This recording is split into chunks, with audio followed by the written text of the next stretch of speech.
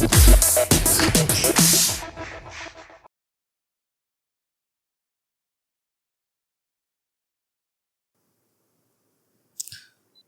Traders, welcome back to my channel. Sorry मैं बहुत दिनों से वीडियोस नहीं डाल पा रहा था क्योंकि बहुत थोड़े मैं बिजी था कुछ कामों में। And but right now I am back and मैं रेगुलरली वीडियोस पोस्ट करूँगा, चाहे मेरा प्रॉफिट होता है लॉस होता है। ऐसा नहीं कि मैं ट्रेडिंग कर रहा था मेरा लॉस रहा था तो मैं वीडियोज़ नहीं डाल रहा था। एक्चुअली मुझे कुछ काम था, उसकी वजह से मैं वीडियोज़ नहीं डाल पा रहा था। खैर कोई इशू नहीं है, अब से रेगुलर वीडियोज़ आएगी, चाहे प्रॉफिट हो या लॉस आपको सामने दिखने को मिलेगा। और चलिए शुरू करते हैं आज के लॉजिक से कि आज क्या मैंने ट्रेड लिया, उसके पीछे का लॉजिक क्या था।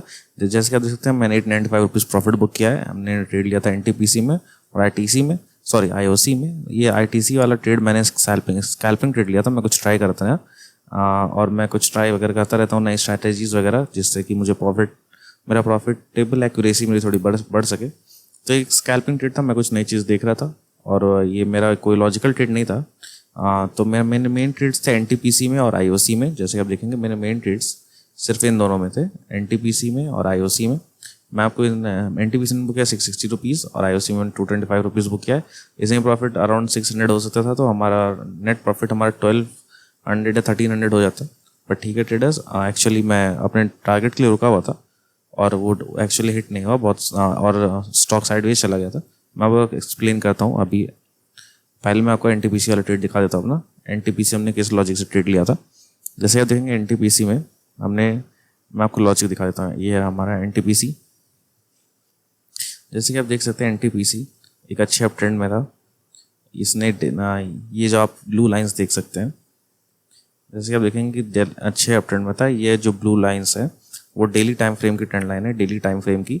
और आपको हमेशा टॉप डाउन एनालिसिस करनी चाहिए, मतलब कि वीकली टाइम फ्रेम या डेली टाइम फ्रेम, उसके बाद फिर 15 मिनट्स टाइम फ्रेम, या डेली टाइम फ्रेम के बाद 1 आवर टाइम फ्रेम और उसके बाद 15 मिनट टाइम फ्रेम।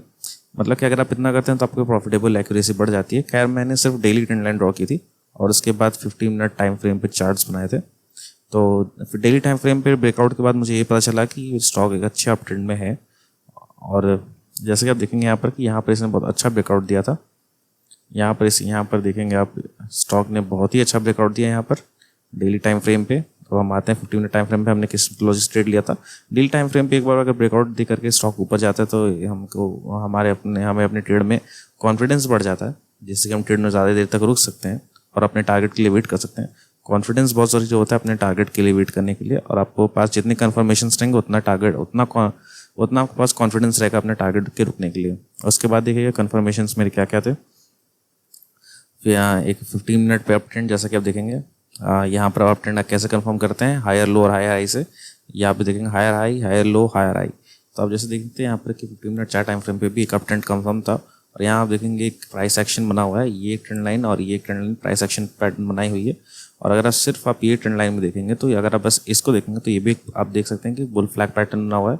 तो मेन बेसिकली हमारे 3 कन्फर्मेशन हो गए। उसके बाद जब प्राइस ने एक्चुअली ट्रेड मेरा शुरू होता है 10:30 बजे के बाद से, 10:30 के बाद से। तो बेसिकली जब प्राइस ने इसको जैसा कि आप देखेंगे यहाँ पर प्राइस ने सुबह ही अपने क्लोजिंग हाई को तोड़ दिया था। जैसे कि आप यहाँ पर देखेंगे कि इसने यहाँ पर विक्स तो बनाया पर इसके ऊपर, इस प्राइस के ऊपर जो कि 147.35 है, इसके ऊपर प्राइस ने क्लोजिंग नहीं दे पाया था। यहाँ सुबह प्राइस ने इसके ऊपर क्लोजिंग दी और 10:30 पर मैं 10:30 पे मैं स्क्रीन पे बैठा हुआ था और जैसे ही मुझे ये ट्रेड दिखा, जैसे कि आप यहाँ देखेंगे ये वाली कैंडल आप देखेंगे 10:30 पे कैंडल खत्म हुई है, 10:45 पे सॉरी कैंडल बनना शुरू हुई है, मतलब 11 ओ क्लॉक कोई कैंडल खत्म हुई है। और जैसे ही कैंडल खत्म हुई मैंने अपनी पोजीशन यहाँ बना ली। जैसे मैं आपको अपने दिखाऊंगा, यहाँ पर मैंने पोजीशन बनाई थी। रिस्क रिवॉर्ड रेशियो मेरा 1:1.5 का रिस्क रिवॉर्ड रेशियो था। यहाँ पर अपने ऑर्डर्स में, फील्ड ऑर्डर्स में दिखा देता हूँ। फील्ड ऑर्डर्स में एनटीपीसी 148.60 पे हमने एंट्री ली थी, 149.70 पे हमने ट्रेड खत्म किया। जैसे कि आप यहाँ पर देखेंगे मैंने यहाँ पर पहले ड्रॉ करके रखा आपके लिए। तो 148.6 यहाँ पर हमारी एंट्री थी, यहाँ हमारा स्टॉप लॉस था।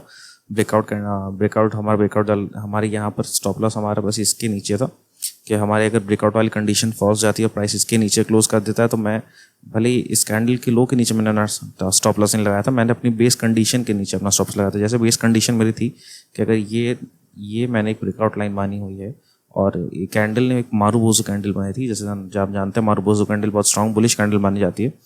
और इसके ऊपर ब्रेकआउट दिया था, अगर मेरी बेस कंडीशन फॉल्स होती, मतलब कि अगर प्राइस इसके नीचे आके क्लोज कर देता तो मेरी बेस कंडीशन फॉल्स जाती, जो कि ये थी कि इस रेजिस्टेंस के ऊपर प्राइस ने क्लोज दिया। तो आपको अगर आपकी बेस कंडीशन फॉल्स जाती है तो आपको वेट नहीं करना चाहिए कि इस कैंडल का लो टूटे, या आपको इसके नीचे का स्टॉप लॉस लगाना नहीं चाहिए। स्मॉल लेवल में आपको तुरंत ही निकल जाना चाहिए, चाहे जैसे भी। तो अगर मेरी यहाँ पर कैंडल इस रेजिस्टेंस नीचे दोबारा क्लोज दे देती तो मतलब मेरी कंडीशन फॉल्स आती है, यहाँ पर मैं मार्केट के अकॉर्डिंग गलत साबित हो जाता और मैं अपना ट्रेड खत्म कर देता हूँ वहीं पर विद स्मॉल लॉस। तो उसमें कोई इशू नहीं, आपको हमेशा स्मॉल लॉस में अपने गलत ट्रेड्स हटा देने चाहिए जितनी जल्दी हो सके। क्या यहाँ पर मेरा ट्रेड सही था, यहाँ पर हमारा टारगेट हिट हो गया, जैसे कि आप देखेंगे एनटीपीसी में। मैं आपको लॉजिक बताता हूँ आईओसी के पीछे क्या लॉजिक था हमारा। आईओसी में आप देखेंगे, जैसे कि आप देखेंगे आईओसी में, सॉरी आईओसी यहाँ पर है, यहाँ पर मैंने अपने चार्ट ड्रॉ किए हैं। जैसे कि आप देखेंगे आईओसी भी बहुत अच्छे अप ट्रेंड में था। आप यहाँ पर देख सकते हैं कि आईओसी कितने अच्छे अप ट्रेंड में था। यहाँ पर ये हमेशा हाई लोअर हाई बनाता जा रहा था और यहाँ पर थोड़ा सा कंसोलिडेशन चल रहा था आईओसी का। उसके बाद मैं बताता हूँ कि उसके बाद मैंने आज ट्रेड कैसे लिया था। जैसे कि आप देखेंगे यहाँ पर सिंपल से प्राइस एक्शन कॉन्सेप्ट में ट्रेडर्स, प्राइस एक्शन, अगर आप ये प्राइस एक्शन है और इसमें बहुत बड़ी कोई चीज़ नहीं है, आप भी कर सकते हैं। और यहाँ पर देखेंगे कि ट्रेंड लाइन बनी हुई है और इसमें और 900 का प्रॉफिट भी कोई बहुत बड़ी बात नहीं है, ये तो कोई भी कर सकता है। पर मेन बात होती है लॉजिक, वो मैं आपके साथ शेयर करना चाहता हूँ। जैसे कि आप देखेंगे यहाँ पर एक ट्रेंड लाइन बनी है और यहाँ पर कांस्टेंट सपोर्ट था आईओसी का, जिसको ब्रेक नहीं कर पा रहा था। फिर उसके बाद यहाँ पर इसने अपने अपर ट्रेंड लाइन की तरफ फॉल्ट किया था। जैसे आप जानते हैं अगर कोई भी स्टॉक, मैं आपको बताता हूँ, अगर कोई भी ट्रेंड लाइन है और उसके पास कोई स्टॉक होल्ड कर रहा है, यहाँ पर हॉल्ट हो रही कैंडल और उसके बाद ब्रेकआउट दे रहा है, तो वो ब्रेकआउट के परफॉर्म करने की पॉसिबिलिटी आम ब्रेकआउट से बढ़ जाती है। तो ये मैंने आपको अपने पहली वीडियोज़ में बताया है, do check my videos if you haven't watched any. तो यहाँ पर आप देखेंगे कि यहाँ पर इसने अच्छा ब्रेकआउट दिया। खैर मैंने यहाँ पर ट्रेड नहीं लिया था, मैंने ट्रेड लिया था क्योंकि बहुत लंबा ब्रेकआउट था तो मुझे कॉन्फिडेंस नहीं आता। मैंने आपको पहले बताया कि एक लॉन्ग कैंडल ब्रेकआउट्स कभी भी बनते हैं तो उस पर ट्रेड लेना बिल्कुल सही नहीं है, क्योंकि आपका स्टॉप लॉस, पहली बात तो आपका स्टॉप लॉस याद होता है, दूसरा कि लॉन्ग कैंडल ब्रेकआउट्स हमेशा मोस्ट प्रॉबेबली हमेशा फेल होते हैं। तो मैंने इस कैंडल पे ट्रेड नहीं लिया था, आप देखेंगे मैंने इस कैंडल पे ट्रेड नहीं लिया था। मैंने इंतज़ार किया था अदर कन्फर्मेशंस के लिए कि और भी कोई कन्फर्मेशन मिले तो मैं इस कैंडल में ट्रेड ले लूँगा, इस स्टॉक में ट्रेड ले लूँगा। जैसे कि आप देखेंगे कि मैंने एंड आईओसी में आपको दिखा देता हूँ। आईओसी जैसे कि आप देखेंगे आईओसी में हमने 220 रुपीज़ प्रॉफिट बुक, एक समय प्रॉफिट से 100 भी चल रहा था। एक्चुअली ये देखिए यहाँ पर हमने इस वाले कैंडल पर ट्रेड लिया। यहाँ पर देखेंगे इस वाले 1045 वाले कैंडल पर हमने ट्रेड लिया। 1045 वाली कैंडल यहाँ है, जैसे कि आप देखेंगे, और 1045 वाली कैंडल यहाँ, हमने इस वाले कैंडल पर ट्रेड लिया। अब बोलेंगे मैंने यहाँ पर कैंडल क्यों लिया, क्योंकि 1030 के बाद ही मैं स्क्रीन देखना शुरू करता हूँ और 1045 हमको यहाँ पर हमने एक इनसाइड कैंडल मिली। इनसाइड कैंडल की आप जानते हैं कि इनसाइड कैंडल कैसे बनती है, एक मदर कैंडल बनती है जो कि बहुत बड़ी कैंडल होती है और प्राइस इसके नीचे ही ओपन और क्लोज जाती है। नो मैटर कि कैंडल किस कलर की है, वो ट्रेंड पर डिपेंड करता है और ये एक मदर कैंडल है। अब उसके बाद ऊपर या नीचे कहीं भी जो तीसरी कैंडल ब्रेकआउट देती है तो वो यहाँ पर आपकी एंट्री रहती है ब्रेकआउट कैंडल के ऊपर, क्लोजिंग देना होता है। ये हमेशा 15 मिनट टाइम फ्रेम पे फॉलो करना चाहिए। इनसाइड कैंडल पे आप यूट्यूब पे सर्च मारेंगे, आपको 1000 ट्यूटोरियल्स मिल जाएंगे जिसमें आपको समझाया हुआ है। मैंने आपको बहुत शॉर्ट में समझा रहा हूँ। मदर कैंडल, उसके नीचे एक कैंडल ओपन क्लोज हो जाए, उसके बाद तीसरी कैंडल बने वो उसके ऊपर क्लोज हो जाए, तो यहाँ पर हमारी एंट्री रहती है, उसके नीचे हमारा स्टॉप लॉस रहता है, उसके ऊपर हमारा उतना ही 1:1 या 1:2 टारगेट रहता है, जैसा आपको कन्वीनियंस रहे। तो यहाँ पर आप देखेंगे इनसाइड कैंडल में आपको लाइव दिखा देता हूँ। लाइव इनसाइड कैंडल यहाँ पर कैसी बनी हुई थी, यहाँ पर आप देखेंगे ये हमारी मदर कैंडल है, ये हमारी चाइल्ड कैंडल है जिसको आप चाइल्ड कैंडल बोल सकते हो, और ये जो हमारी है ये ब्रेकआउट कैंडल है ये हमारी ब्रेकआउट कैंडल है। हमने एंट्री यहाँ ली थी, हमारा स्टॉप लॉस यहाँ था और हमारा टारगेट भी उसी अकॉर्डिंग 1:1 था। पर आपको बताता हूँ कि मैंने उसको उसी को कम में क्यों बुक किया था। जैसे कि आप देखेंगे हमारा टारगेट बहुत यहाँ माइनर डिस्टेंस से बच गया था।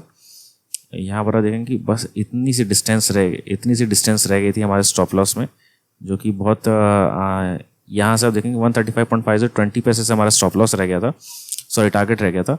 और यहाँ पर आप देखेंगे कि यहाँ पर उसके बाद ये प्राइस साइडवेज हो गया था और निफ्टी अप ट्रेंड में था कंटिन्यूसली। आप जैसे देखेंगे कि निफ्टी आज अप ट्रेंड में था, फिर भी ये स्टॉक मेरा सपोर्ट नहीं कर रहा था।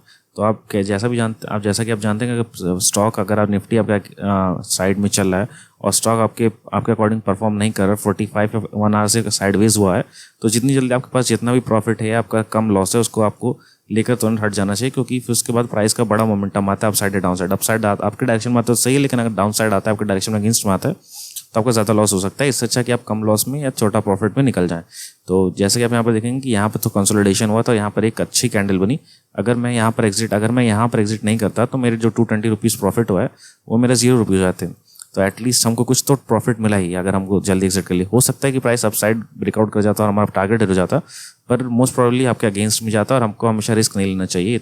आपके पास जितना भी प्रॉफिट हुआ है आपको उसको हमेशा रिस्क नहीं लेना चाहिए। आपको अपने प्रॉफिट को बचा के भी रखना सीखना चाहिए, प्रॉफिट को बचाना भी चाहिए। तो इसलिए मैंने यहाँ पर अपना ट्रेड क्लोज कर दिया था जब ये प्राइस साइडवेज हो गया था, और इसलिए मेरा प्रॉफिट उसमें 220 रुपीज़ हुआ है, वरना उसमें प्रॉफिट हमारा 600 या 700 कुछ था। और मैंने 600-700 फिगर देखा था अपनी स्क्रीन पे जब भी प्रॉफिट चल रहा था, जब भी कैंडल बनी थी, जब ये कैंडल जिसने यहाँ अच्छा खासा यहाँ पर हाई बना था, तो मैंने 700-600 का फिगर देखा था अपने स्क्रीन पे। टोटल प्रॉफिट 1300 कुछ चल रहा था, पर ठीक है, traders that's a part of game में होता रहता है। तो टोटल हमने 660 रुपीज़ प्रॉफिट बुक किया यहाँ पर, 225 रुपीज़ प्रॉफिट बुक किया यहाँ पर। और ये स्कैल्पिंग ट्रेड था, इसका कोई वैल्यू नहीं है, तो आप 80-85 भी इसको बोल सकते हैं, मुझे कोई इशू नहीं है। मेन था लॉजिक, और बाकी प्रॉफिट तो आपके कैपिटल और रिस्क एपेटाइट पर डिपेंड करता है कि आपका कैपिटल कितना, उसके हिसाब से आप रिस्क कितना ले रहे हैं, उसके हिसाब से आपका प्रॉफिट होता है। तो मेन चीज़ होती है लॉजिक ट्रेडर्स, वो हर ट्रेड के पीछे सेम रहता है, चाहे आपके पास ज़्यादा कैपिटल हो कम कैपिटल हो। तो ये था मेरा लॉजिक एनटीपीसी और आईओसी ट्रेड के पीछे। Hope you like the video, और आपको पसंद आए तो वीडियो को लाइक करिए, शेयर करिए, सब्सक्राइब करिए। Will see you in the next video.